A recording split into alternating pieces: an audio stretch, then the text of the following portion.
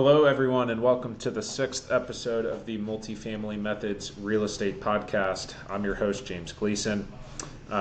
Busy week this week. I am hosting a webinar tomorrow. I switched. I had a marketing agency I was working with, and this will be my first webinar working with this new gentleman.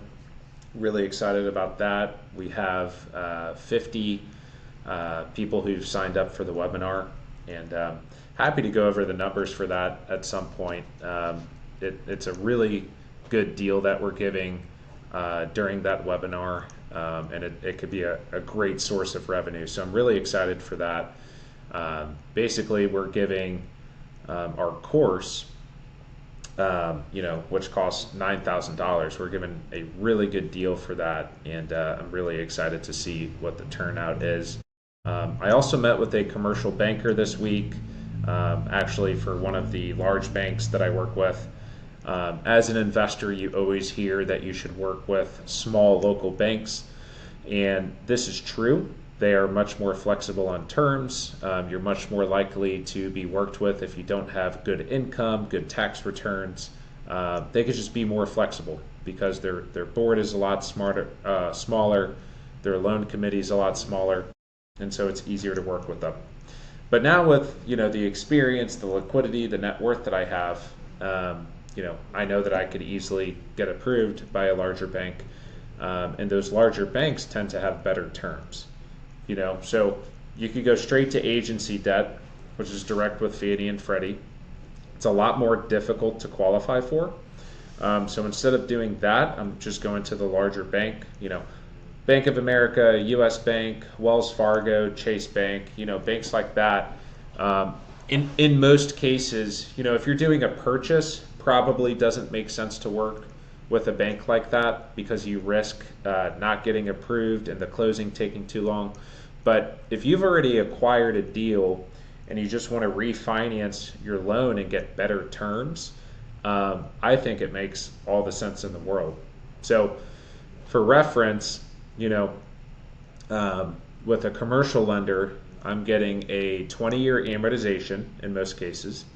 The interest rate follows prime, which is 3 points above the Fed funds rate. So Fed funds rate is at 3.75%. It's actually a range, but prime is 3 points above that. So I'm paying 6.75% interest with my commercial lender, 20-year amortization, and then that could be prime floating or that could be a 5-year fixed.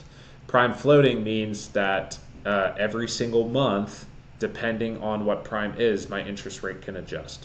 And so, despite what the market thinks and what, the Fed wants us to believe, I still think that ultimately rates are going to be cut rather than increased.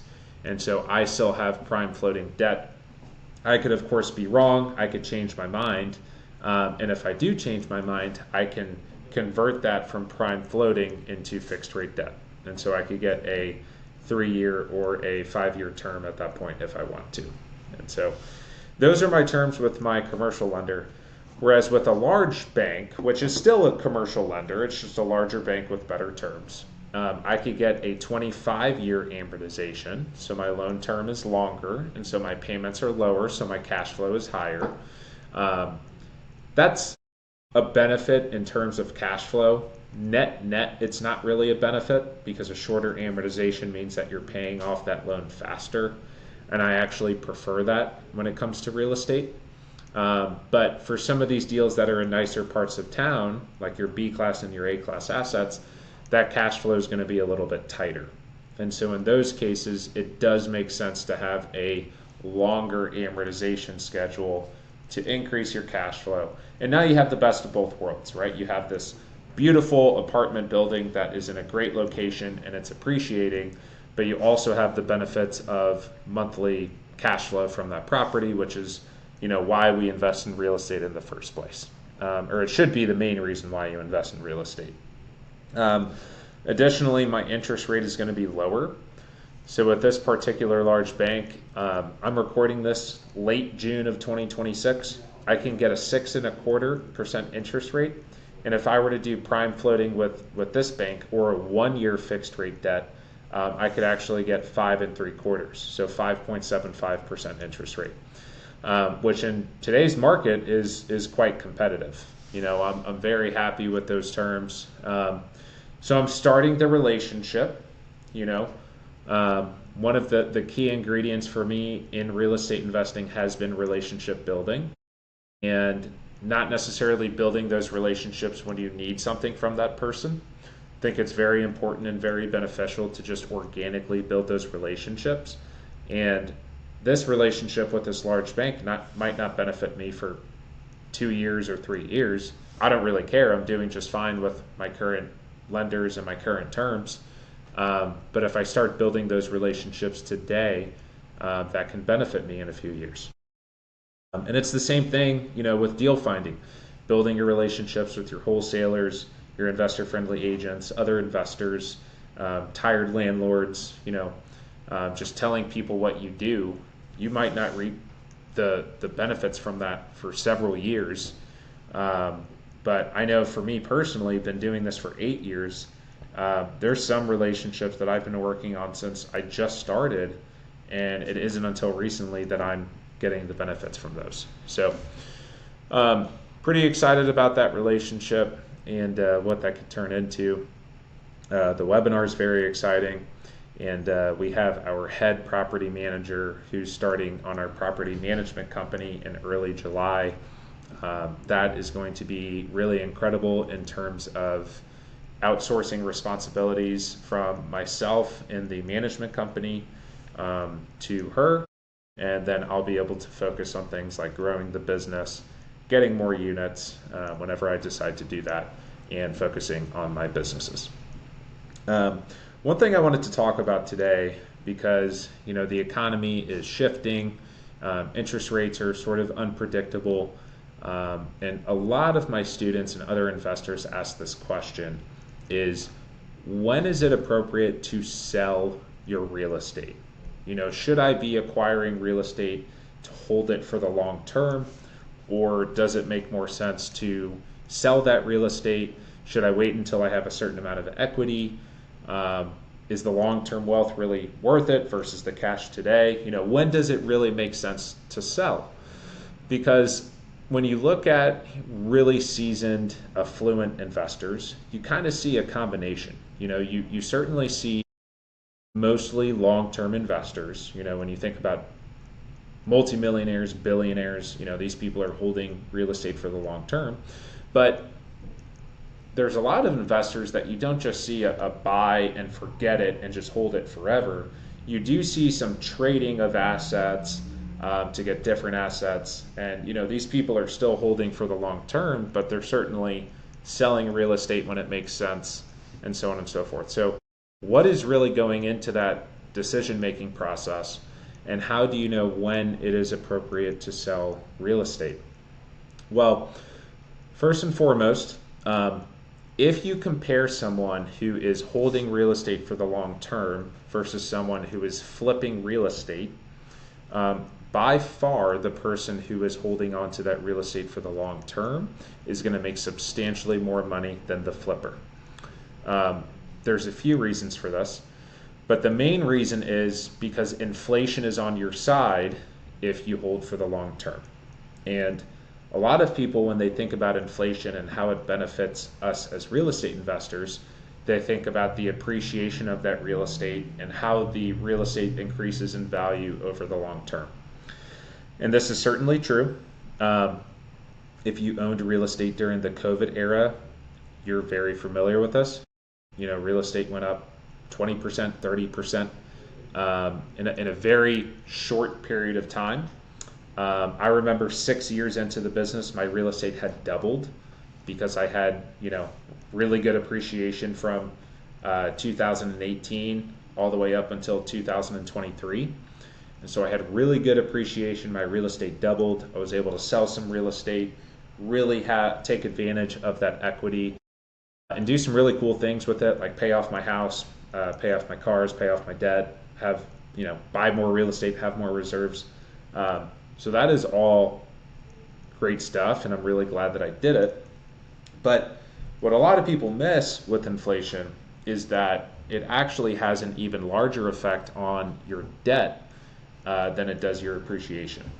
And so if you own a piece of property and you have 30-year fixed rate debt on that property, the value of your debt is going to decrease every single year as inflation gets worse, right? So simply put, if wages increase by, let's say, 100% over the next 15 years. So let's say the average wage today is something like $60,000 or $70,000 for a household. Let's say that changes to $120,000 to $140,000 over the next 15 years, which is totally plausible. Well, let's say that the debt on your house, if you buy some affordable real estate here in St. Louis, my average loan amount's probably something like $150,000. Okay, so now it went from it takes 2 years of my wage to equal the amount of my debt to now it's only 1 year to pay off the amount of my debt. So the idea is, as inflation gets worse, as the money supply increases, as there's more dollars in circulation, it becomes easier and easier to pay down this debt because the value of that debt decreases in value. This is really the most powerful part of real estate, in my opinion. I bought some real estate in 2018, and my loan amount was $50,000 per property. $50,000 in 2018 was worth a hell of a lot more than it is in 2026. So now today, those assets that I own that have $50,000 worth of debt, I can pretty easily pay off that debt because of all the work that inflation has done for me and own those assets free and clear, right? Whereas today, that same real estate, the debt would probably be $100,000, $120,000 in today's dollars. And so I love the idea of owning real estate with long-term fixed rate debt for as long as I believe inflation will get worse. And the reason why I talk about the market and the economy on this podcast is so that the people listening really understand what's going on with interest rates and inflation in the US economy and the Fed. Because if you understand how much worse inflation is going to get, and it will get a lot worse, you will understand how powerful this benefit is of inflation-induced debt destruction. And so that's the idea. So if you hold on to this real estate for the long term, you really have two things working for you. You have the value of the asset increasing and the value of the debt decreasing at the same time. Not to mention the principal pay down that you have from your tenant, and so on and so forth. The other thing that I've talked about repeatedly, but I really want to hone in on today, are the tax benefits. So I talked about tax benefits in the last podcast. If you didn't listen to that, go ahead and listen to episode 5. I talk about how I make all this income but pay no income tax. Real estate allows you to do that. But with rental property specifically, you have this benefit of depreciation. So you're not going to be paying taxes on your cash flow. But also, anytime you do a cash out refinance, so as these two powerful benefits come into play, this appreciation and this principal pay down or inflation, the amount of equity that you have in these properties increase every single year. And this compounds, this becomes more powerful the longer you hold on to it. So the appreciation in real estate is exponential. It is not linear. And so the amount of appreciation that you will realize years 15 to 30 of owning your real estate will far exceed the amount of appreciation that you realize from years 0 to 15. And it's the same thing if you're listening to this and you're familiar with what an amortization schedule is. It's essentially a schedule with the bank for how much your monthly payments go towards principal and how much of your monthly payments go towards interest. And the bank strategically set it up so that your first 15 years of owning that property, the vast majority of your payments go towards interest. And then years 15 to 30, the majority of your payments go towards principal. And every year that you get closer to that 30-year mark, more and more of your payments are going towards principal. And so Not only is your appreciation increasing exponentially, but the amount that you're paying towards your principal increases exponentially the longer that you hold on to it. So if you purchase a property and simply flip it, you're not getting any of these benefits. But where it gets really fun is as you get more and more of this equity by holding on to this property long term, you can access that equity to essentially do whatever you want with it. But if you're smart, you would do something strategic with it, like buy more real estate or pay off real estate or keep money in savings or whatever that is for you. So if you have a $200,000 property that's worth $200,000, and your debt on that property is $50,000, well, I can now go to a bank. I could do a 75% loan to value cash out refinance, and the loan amount that you'll be able to get is $150,000. Now, yes, there's closing costs, there's lender fees, there's title fees. I'm going to skip all of that just for the sake of understanding this concept. So after excluding lender fees and all these things, you have a $150,000 loan that allows you to pay off your existing $50,000 loan and pocket $100,000 from this debt. And the really beautiful thing about this is that this is debt, this is not income. You are borrowing this money from the bank, you have to pay this money back, and so you don't pay taxes on any of this money. And so you can now take $100,000 tax-free, which, if you had to make that much money at a job, you would have to make something like $130,000 to $140,000 to make that $100,000 after tax. And so you can take all this money tax-free, and you can now redeploy that into another asset. You can pay off an asset and own it free and clear, which is what I did. You can have that money in reserves for a rainy day to increase your liquidity. So there's all these cool things that you could do with this money, and it is as a result of having more and more equity after owning this property for extended periods of time. Okay, so you can really capitalize on this equity when you want to, tax-free, as a result of holding on to this asset for the long term. So with that being said, if there are all these benefits of holding on to this real estate long term, why would anyone ever sell their real estate, and when does it make sense to do so? Well, you certainly have to have a strategic reason to do so. When you sell real estate, you have something known as depreciation recapture. So all the real estate depreciation that you've had over 27 and a half years, you have to pay all of that back. You also have capital gains tax. If you own the asset for less than 12 months, you have short-term capital gains. If it's longer than 12 months, you have long-term capital gains. And so the capital gains plus the depreciation recapture that you have to pay turns out usually to be a pretty large liability, depending on what kind of numbers we're talking about.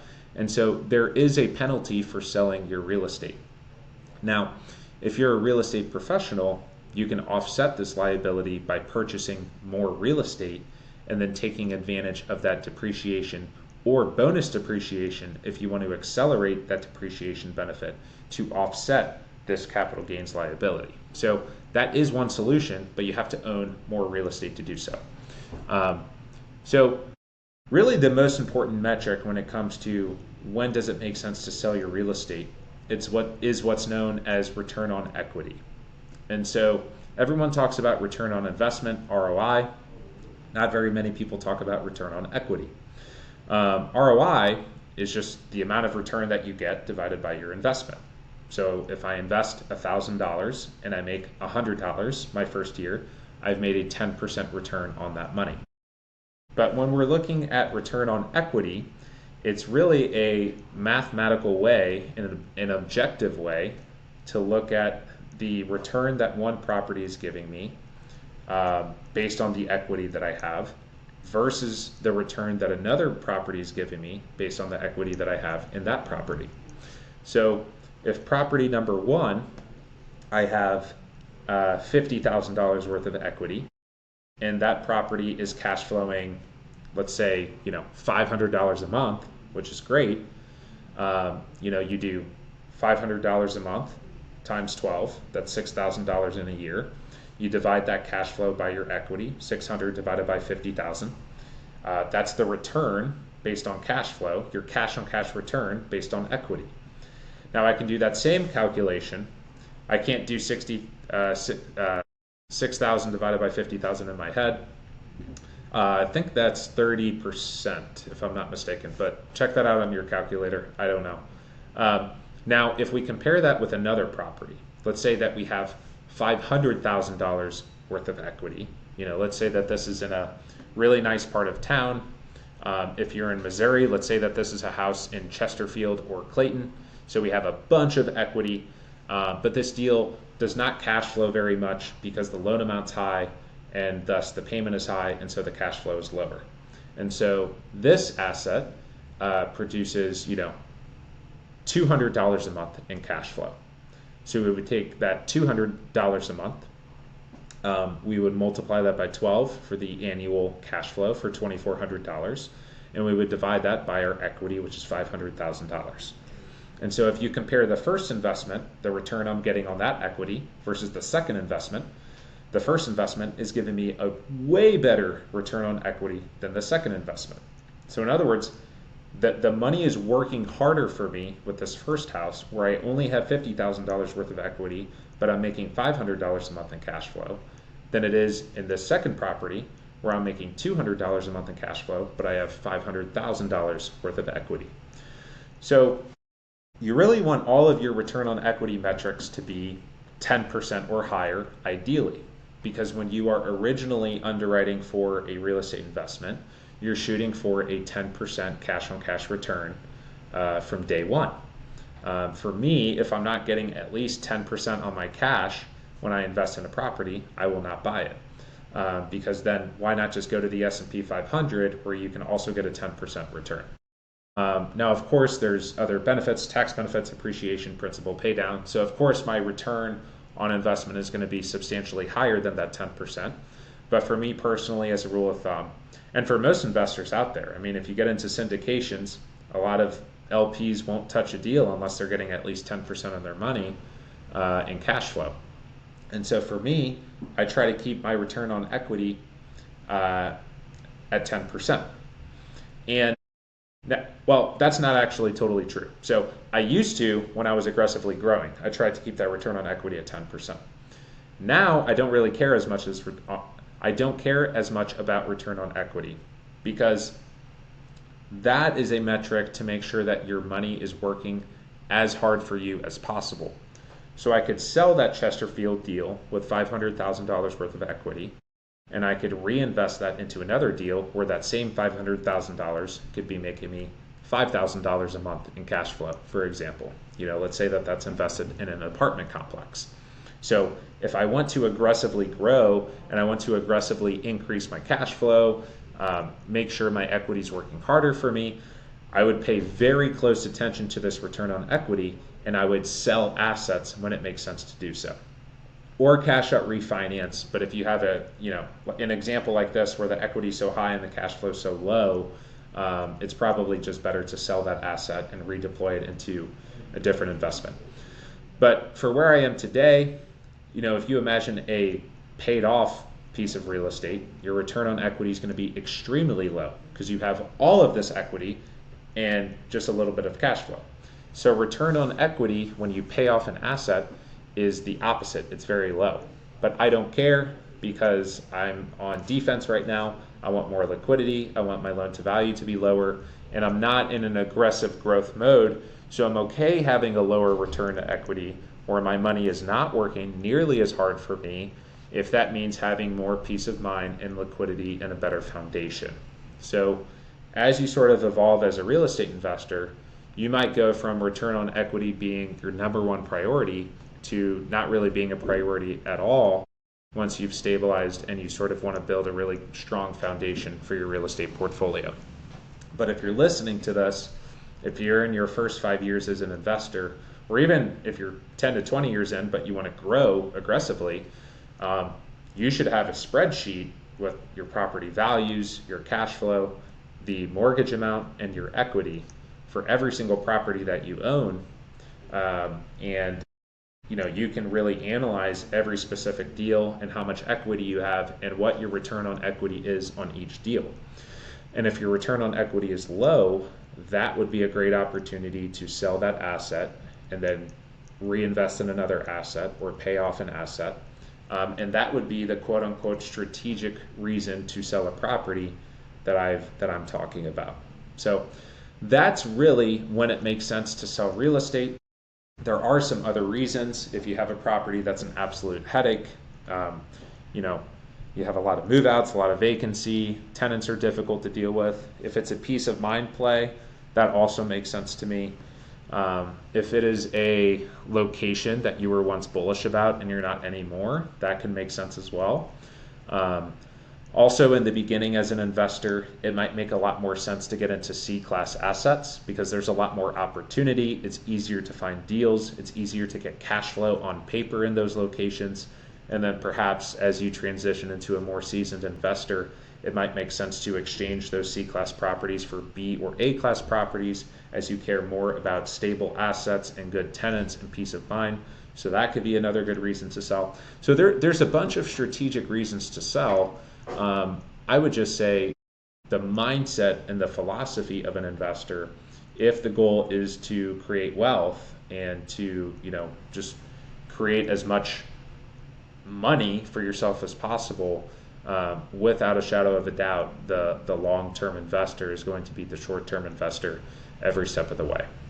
So that's it for today, guys. That is when it makes sense to sell real estate, kind of my philosophy when it comes to rental properties, if you should hold, if you should sell, how long you should hold, the tax benefits, the cash out refinances that you could utilize to scale your portfolio or have more liquidity. That is how I think of it. So thank you for tuning in, and we'll see you on the next episode.